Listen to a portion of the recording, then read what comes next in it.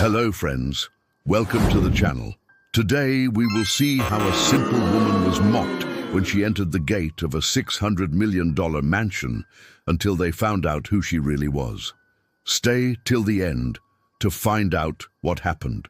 The old house had been in the Peterson family for generations. It was built by their great-grandfather. He was an entrepreneur with a heart of gold. Even after his death, the family continued to grow and flourish. And one day, they even built a branch of the business across the ocean. However, the company's new CEO didn't like the old traditions. He decided to move the headquarters back home. But there was a problem. The old house couldn't accommodate everyone. That's why they began to build a gigantic mansion next door, which ended up costing $600 million.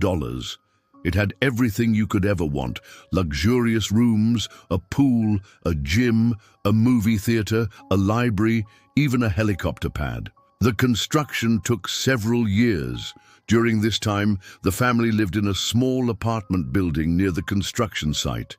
And finally, the day came when they were able to move into their new mansion. Everyone was very happy about it, but not for long.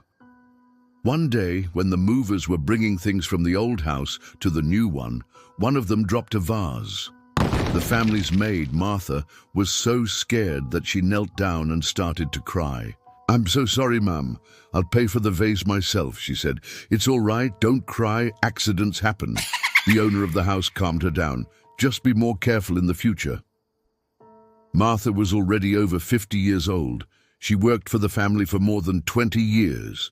In all that time, she never caused any trouble, so the woman didn't think it was fair to fire her because of one mistake.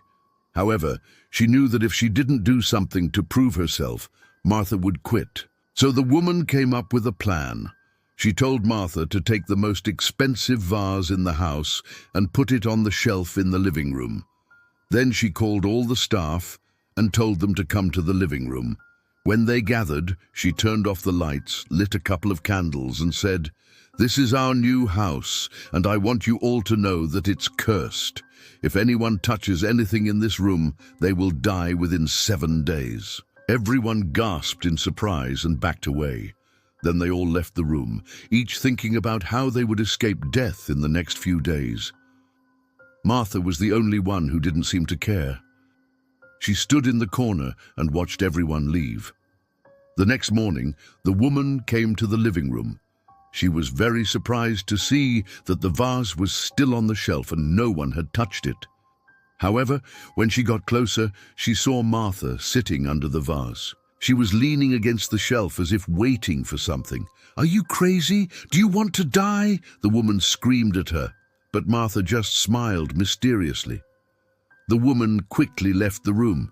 She didn't want to waste time with a crazy old maid. However, in the following days, many strange things began to happen. First, the chef fell off the ladder while hanging a picture. He was rushed to the hospital where he died a few hours later. Then the gardener was mowing the lawn, and suddenly his hand slipped. The lawnmower started to move towards him and cut off his finger. When he was taken to the hospital, the doctor said that he wouldn't be able to work in the future. After that, the handyman came to fix the air conditioner, but before he had time to turn on the machine, he got a strong electric shock. Luckily, the doctors managed to save him, but now he had to use a wheelchair. In total, 4 servants suffered serious accidents in the new mansion. Moreover, their injuries seemed to be connected somehow. This greatly worried the family. They realized that something was wrong with their house. At first, they wanted to call the police and tell them about the accidents, but then they thought that it would look ridiculous. What kind of person would believe that someone was trying to kill them by throwing vases? So they decided to solve the mystery on their own. They hired a private detective and gave him a huge tip. His job was to follow the servants and find out if they were involved in accidents on purpose. The detective followed Martha everywhere. He saw how she prayed every morning before going to work, how she sang while cooking, and how she danced when no one was watching her. He followed her for weeks, but she never did anything suspicious. Then he decided to break into her room and see what she had there. But the detective wasn't prepared for what he saw next. Martha's room was very small and poorly furnished. There were a lot of old clothes in the closet, but there were no expensive dresses or jewelry. And most surprisingly, there was no television or Wi-Fi in the room. However, there was one thing that caught the detective's eye. On the bedside table, he found an album filled with photographs. All of them featured a smiling Martha and a young girl. The detective showed the pictures to the woman whose house they were staying in. "Have you seen these photos before?" he asked. The woman looked through the album and said, "Of course I have. This is Martha with my daughter Lily. Why do you think I hired her? Because Martha used to take care of Lily. Martha is more than just a maid for us. She's part of our family." "Did Lily die?" the detective asked cautiously. "No, she didn't. She lives in America, but she comes to visit us every summer," the woman replied. Then the detective went to see Lily. He found her in a cafe. He explained to her what was happening and asked if she knew anything about the accidents in her parents' house. "Accidents? What are you talking about?" Lily asked. The detective showed her the photographs, and only then she realized what was going on.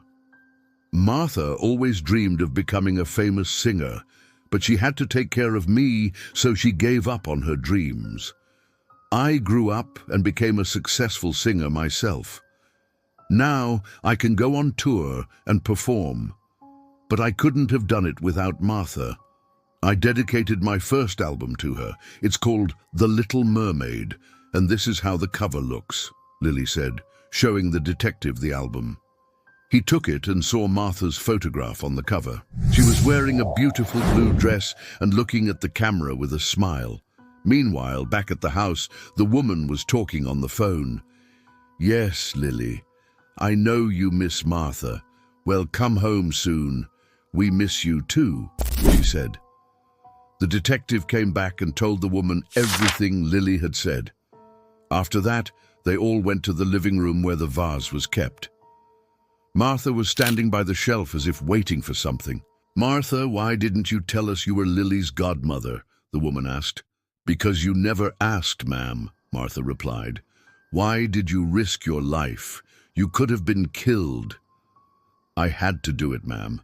If my Lily finds out that something happened to you, she will feel very bad. She thinks I'm the bravest woman in the world, and I had to keep up the image. Besides, I don't mind dying if it means saving you and my goddaughter." The woman hugged Martha. "You're right. Sorry for being so mean to you. You're the best nanny and maid in the world."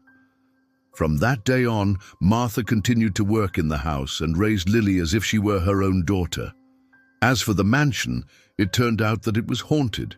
But Martha didn't mind it. After all, she didn't live there alone. She had her goddaughter and her family, and that's all that mattered.